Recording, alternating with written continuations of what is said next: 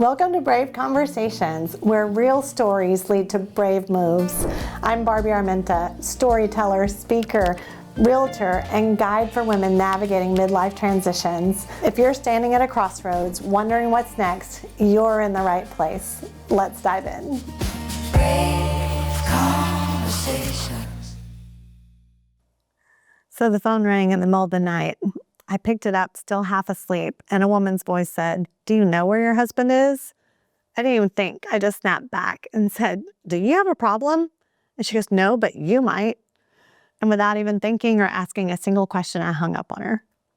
And I have replayed that moment a million times in my head because the truth is, the second I hung up, I regretted it.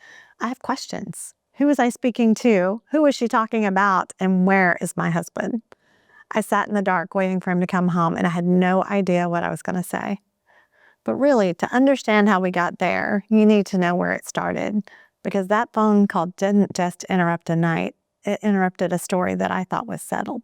Keep in mind, this was the early 90s. No cell phones, no caller IDs, no tracking anyone's location. If the phone rang, you just answered it. If someone was late, you waited. And if something felt off, you sat with it. Before we talk about brave moves, you need to know a little bit about my story, because brave moves don't come out of nowhere.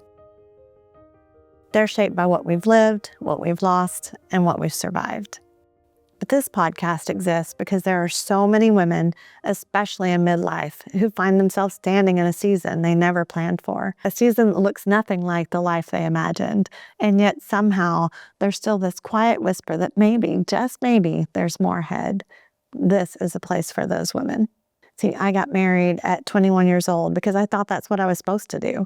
I graduated from high school, I got my cosmetology license, and then I got my first job as a stylist. And then soon after, I met this great guy with an adorable German Shepherd, and I thought all he needs is a wife and kids.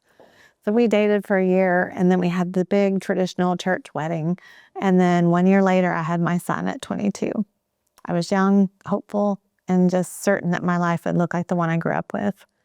My parents got married at 18, and they stayed married until they passed away in their 70s. And I just assumed that would be my story too. I didn't question it. I didn't even imagine an alternative. But a couple of years into my marriage, we bought our first home, and I can still see it. Sitting at the table with my coffee, flipping through the thin pages of the newspaper, because that's how you found a house back then. Tiny fonts, short descriptions, and tiny little photos that you can't blow up like with your phone. You just had to imagine everything. And then I saw it.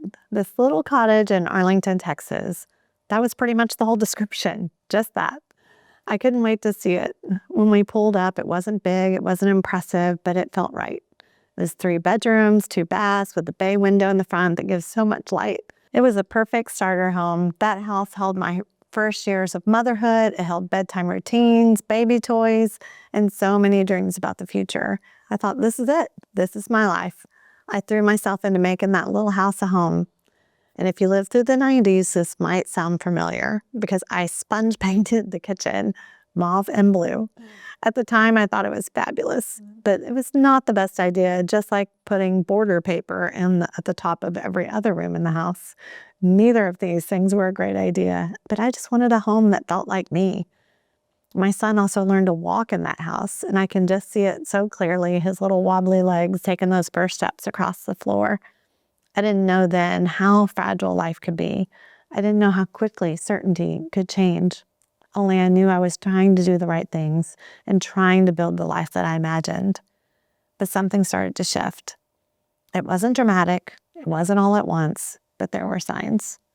My husband was telling me about this young girl at work and the challenges that she was having, and I just ignored the red flags. I think I just didn't want to see it. I'd even stopped by his job one day, and she was standing with her arm around him, and she was wearing his jacket. I mean, they're just friends, right? But he managed a restaurant at the time, so late nights weren't that unusual. So I just convinced myself that that was normal. I believed that love lasted, and I did not believe in divorce. But then came that night. The call, the voice, and the sentence that didn't belong in my life. But I just sat there afterwards, like wide awake, just waiting. No phone to check, No way to get answers, no way to prepare myself, just the sound of the house, the same house I painted, the same house where my son took his first steps, and the same house that felt unfamiliar. But I just remember thinking, this is not how my story goes. I wasn't even really angry. I was just really a little embarrassed. Ashamed that I didn't know what was happening in my own marriage, and ashamed that the life I trusted so deeply was unraveling without my permission. And that night taught me something I never wanted to learn. You can be faithful, you can be committed, you can follow the plan and still be blindsided. But that little house stopped feeling like safety. It was full of questions. Who was I if this didn't last? What did home even mean now? And how do you grieve a future that hasn't technically ended yet? That house just held my hope, and it held the moment that I was disappointed. But looking back, I see it clearly. The house was the first of many, and each home in my life would mark a transition. Each one would reflect what was happening inside me before I even had words for it. But my husband denied everything, of course, that was going on. And then not long after, he asked if she could move in with us to help take care of our son. My son and I soon moved out, and she moved into our home. Because sometimes the bravest move isn't fixing what's broken. Sometimes the bravest move is admitting that the house you believed could be your forever can no longer be your home. So my son and I moved into an apartment, and I remember thinking, this is not how this was supposed to go. And I wasn't just grieving marriage. I was grieving a story that I thought I was living. The certainty, the future that I assumed was guaranteed. Because when you grow up believing marriage lasts forever, divorce doesn't just break your heart, it shakes your whole identity. Who am I now? And what does my life look like now? And how did this happen? But looking back, I can see how much those early homes marked different seasons in my life. That my first house represented hope and beginnings, and the apartment represented survival and heartbreak. But each space held something different, and each one shaped me in ways I didn't yet understand. But for a long time, I didn't tell this story out loud. I didn't think it mattered. I didn't think anyone needed to hear it. Maybe I didn't want to hear it. But over the years, I've learned something important, that stories create connection, and connection creates healing. That's why this podcast exists. Brave Conversations is about the real stories we don't always put on social media. It's about the identity shifts, the faith, the loss, the courage, and the brave moves we make, both internally and physically. Because our lives aren't just shaped by what happens inside of us. They're shaped by where we live, where we land, and where we find safety again. Our homes hold our becoming.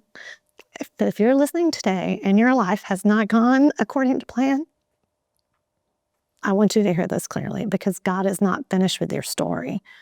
Even when life doesn't turn out the way you imagined, there is still an abundant life ahead. John 10:10 says, "The thief comes only to steal, kill, and destroy, but I have come that you may have life and have it abundantly."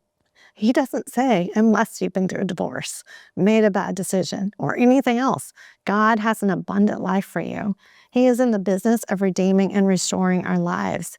I've lived it, I'm living it, and I can't wait to walk through these stories with you.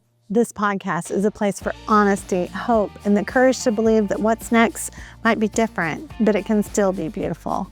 I am so glad you're here. Brave conversation.